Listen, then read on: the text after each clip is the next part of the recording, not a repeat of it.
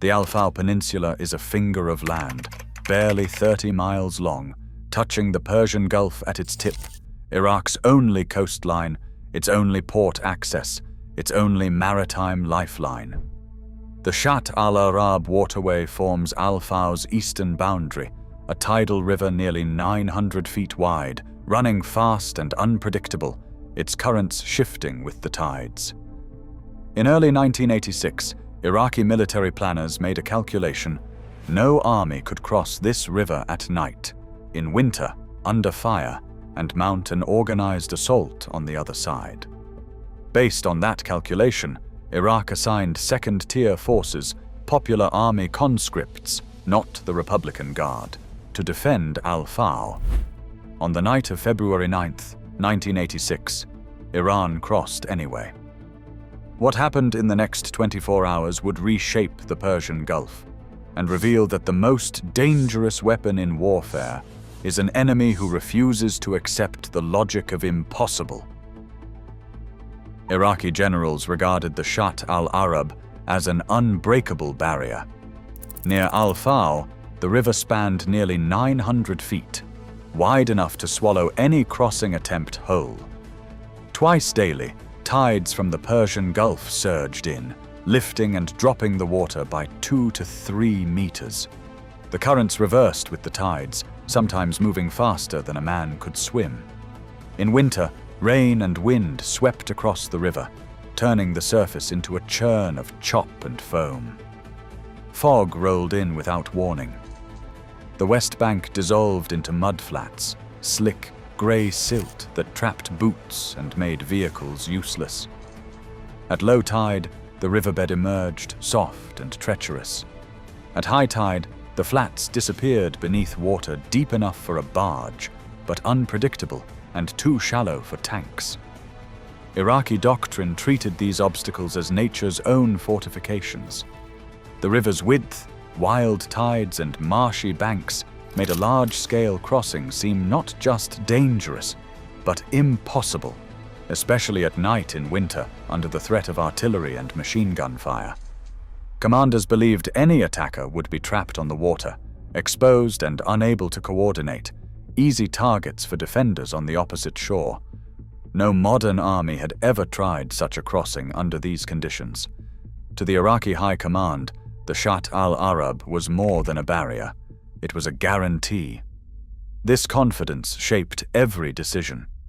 Instead of elite Republican Guard units, Baghdad stationed the popular army on the peninsula, a force of conscripts and reservists, lightly equipped and barely trained.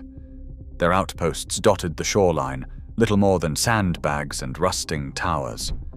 Most soldiers had only weeks of training, and some could not swim. Artillery was limited, heavy armor rare, and the command structure thin. The assumption was that any real attack would come elsewhere, toward Basra or along the main roads. Al-Faw was considered a dead end, protected by geography and the certainty that no one would risk the river. But every fortress built on confidence is only as strong as the logic behind it. In February 1986, as rain battered the mudflats and tides churned the river, Iraqi commanders watched the water, certain the impossible would remain so. The trap was set, waiting for someone willing to test it. At 2100 hours on February 9, 1986, the first artillery shells screamed toward Basra. Iraqi gunners braced for a major attack in the north, never suspecting the real target lay hidden in darkness and rain to the south. Along the banks of the Shatt al-Arab, thousands of Iranian Revolutionary Guard fighters, some say as many as 30,000, stood ready. Their boots sank into the same mud Iraqi commanders trusted to stop any assault. The river, nearly a kilometer wide, churned with winter tides and wind-driven waves. Rain hammered the water, flattening visibility to a few hundred meters.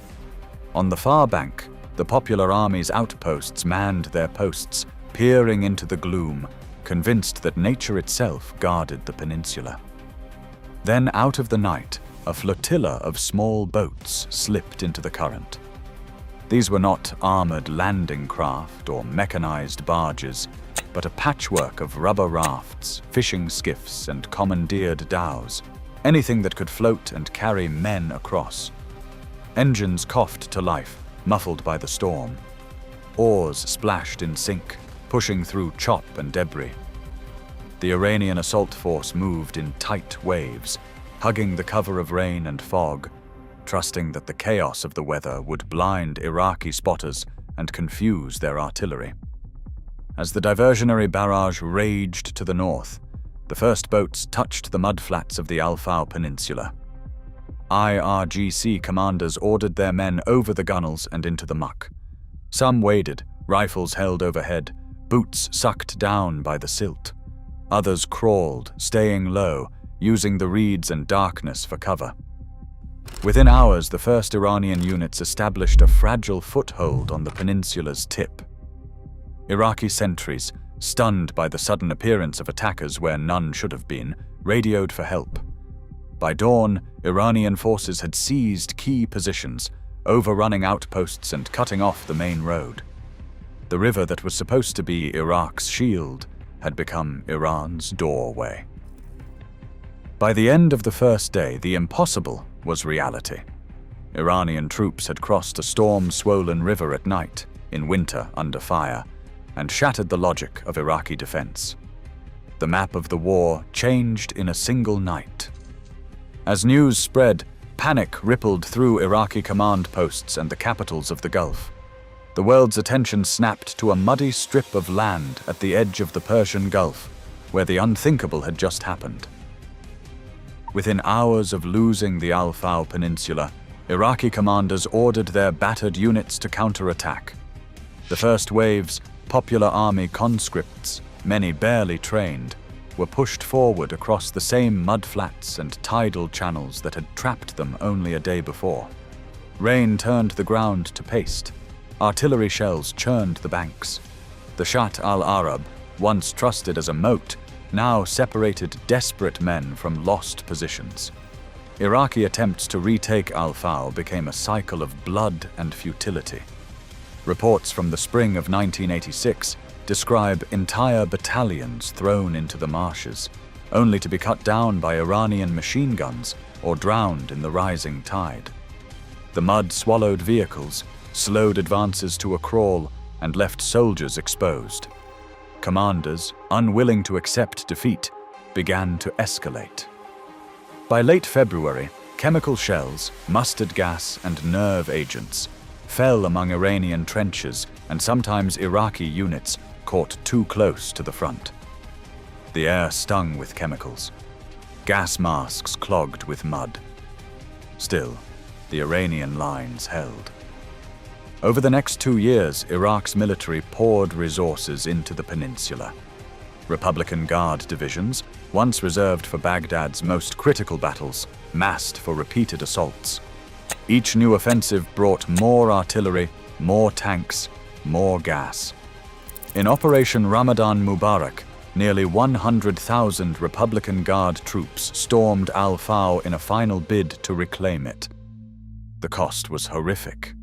Western and regional sources described casualties as among the worst of the entire war, tens of thousands dead, many from gas, many more from the mud and bullets.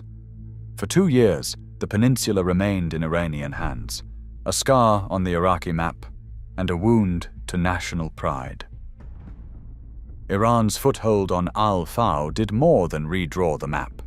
It shifted the balance of power in the Gulf overnight. Within weeks, Iranian engineers hauled HY-2 Silkworm missile batteries to the tip of the peninsula.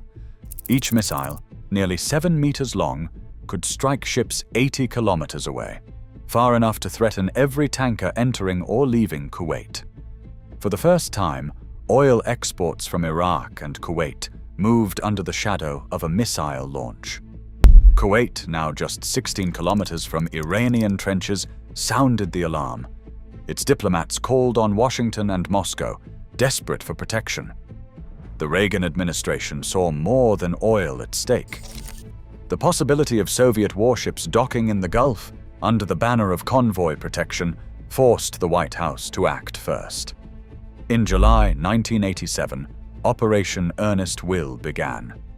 The US Navy reflagged Kuwaiti tankers and sent warships to escort them through the Strait of Hormuz and past Iranian missile sites. It became the largest American naval convoy operation since World War II. The standoff quickly turned deadly. On May 17, 1987, an Iraqi Mirage fighter mistook the USS Stark for an enemy and fired 2 Exocet missiles, killing 37 American sailors. A year later, in the chaos of minefields and missile alerts, the USS Vincennes shot down Iran Air Flight 655, killing all 290 civilians aboard. Each incident traced its roots back to the mudflats of al-Faw, where a single night's crossing had forced the world's navies into the Gulf. The lesson was written in smoke and oil. In war, the impossible is only impossible until someone tries. Declare a crossing impossible, and you invite disaster. The Shatt al-Arab, once a moat, became a door to escalation, pulling foreign navies into Gulf waters that still shape today's alliances and flashpoints. In war, geography punishes overconfidence. The impossible, once breached, never looks the same again. Share your thoughts below.